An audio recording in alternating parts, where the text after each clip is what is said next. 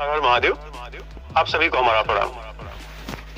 जैसा कि आदित्य भाई ने आप सभी को बता ही दिया है कि भर्ती बोर्ड में जाने के बाद आउटपुट क्या था, और जो उन्होंने बताया वो हर एक चीज देखा जाए तो सही ही बताया कि वहां पे कई अधिकारियों से मुलाकात हुई और सभी अधिकारियों के अलग अलग और कुछ लोगों के समान विचारधारा थे अपने केस को लेकर, और उन्होंने कुछ महत्वपूर्ण सलाह भी दिए हैं हमारे उन भाइयों को जो ट्रेनिंग किए हुए हैं और इस समय सुप्रीम कोर्ट के ही कुछ फैसलों से वो इस समय घर पे हैं। और अगर आदित्य भाई के सलाह को मानते हैं तो नो डाउट उन लोगों का अपॉइंटमेंट तो सिंपल सी है, फिक्स ही है, और अगर नहीं मानते हैं तो आप भी जानते हैं भैया कि नुकसान दोनों तरफ से होगा, हमारा भी होगा और आपका भी होगा। ये आप जितनी जल्दी मान लो उतनी जल्दी बेहतर होगा।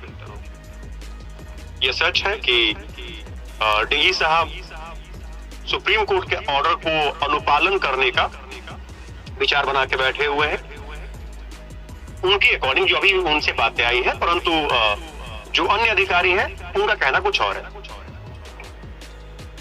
अगर हम डीजी साहब की माने तो ओवरऑल पे नॉर्मलाइजेशन करेंगे और ओवरऑल नॉर्मलाइजेशन के बाद जो रिजल्ट बनेगा वो रिजल्ट को टाइटली दे देंगे। अन्य अधिकारी कुछ और बात करते हैं, परंतु वो अधिकारी भी तब इन चीजों को करेंगे जब सुप्रीम कोर्ट ऑर्डर देता है।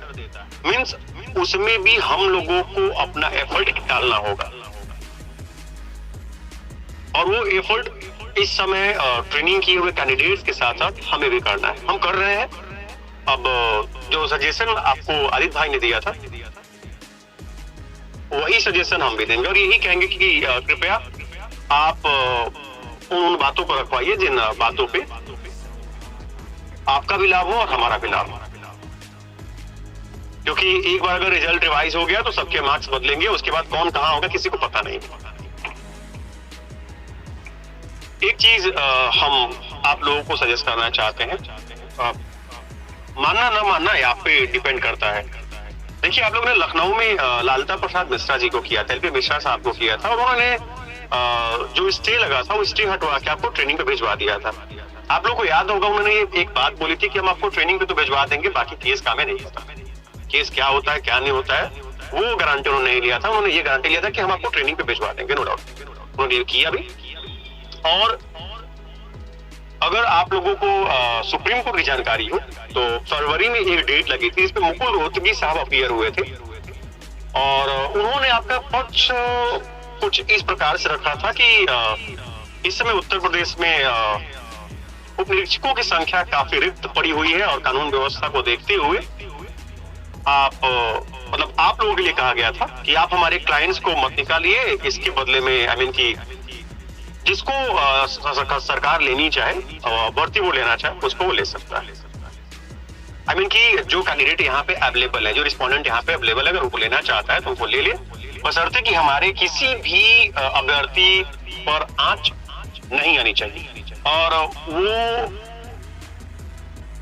काफी मजबूती से इन बातों को वहां पे रखे थे। तो इस समय काफी कुछ आपके पास है, काफी कुछ ऑर्डर्स भी हैं जो उनको अगर दिया जाए तो आपकी बातों को मजबूती से रखेंगे, जिसमें आपका भी लाभ होगा और हमारा भी लाभ होगा। हमारे मतलब अगर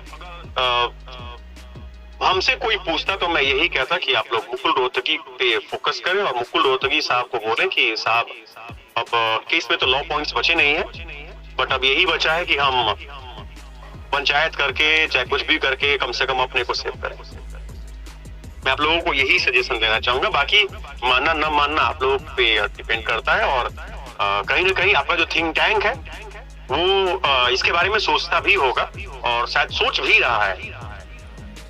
बाकी भैया मैं हूँ या फिर कोई भी हो, किसी भी टीम का हो, वो किसी का भी नुकसान नहीं चाहता। वो यही चाहता है कि देखिए सबने मेहनत करा है, बोर्ड की गलती से ही सही प्रशिक्षण कुछ लोगों ने प्राप्त किए जो कि अयोग्य थे इस भर्ती के, और कुछ लोग गलत तरीके से नॉर्मलाइजेशन करने की वजह से वो लोग मेरिट में अपनी जगह बना लिए, तो हम नहीं चाहते कि अब किसी का भी नुकसान हो। सो हम यही कहेंगे कि आप लोग अपने को बचाइए, और अगर आप बचे रहेंगे तो हम भी बचे रहेंगे। देखिए, ये मेरा भय नहीं कह रहा है, नहीं तो आप हमारी रॉ मार्क्स फी से पूछ सकते हैं और चेक भी कर सकते हैं। मेरा भय नहीं कह रहा है, बस हम ये नहीं चाहते कि किसी भी व्यक्ति का नुकसान। हमारी तरफ से भी लोग काफी उम्मीद लगा के बैठे हुए हैं, और आपकी तरफ से भी लोग, नो डाउट, उम्मीद क्या, उनकी तो पूरी जिंदगी लगी हुई है। सो इट्स अ सजेशन, मानना ना मानना आप पे निर्भर करता है। और पता है कि ऑडियो कहीं ना कहीं से ये चीजें आप लोगों के पास पहुंची जाएंगी। मैं फिर से वही दोहरा रहा हूँ, भर्ती बोर्ड किसी का सगा नहीं है। ये मैं बात पहले भी कहता था, भर्ती बोर्ड किसी का सगा नहीं है। मिलकर लड़ेंगे, किसी का नुकसान नहीं होगा। और अगर अब भी हम लोग अलग अलग होकर लड़ेंगे या ईगो में रहेंगे, तो इतना मैं यकीन के साथ कहता हूं कि 1000 से अधिक लोग प्रभावित हो रहे हैं। बाकी आप खुद देख लीजिए कि उस 1000 से अधिक लोगों में आप हैं या नहीं।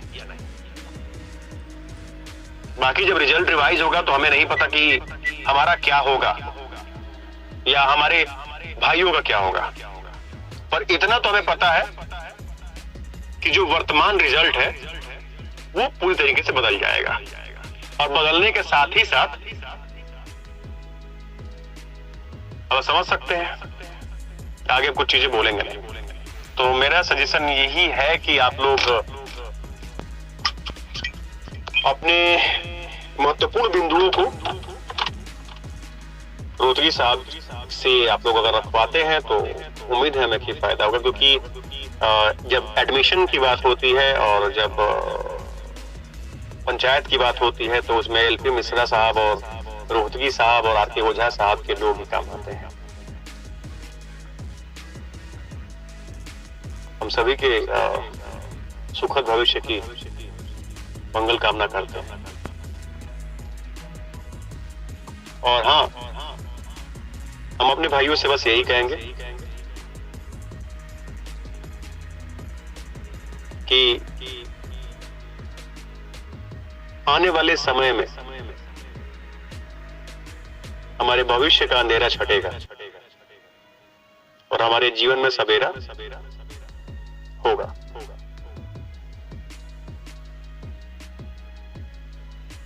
पुनः मैं यही कहूंगा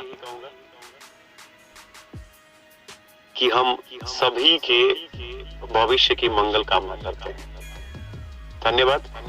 हर हर महादेव।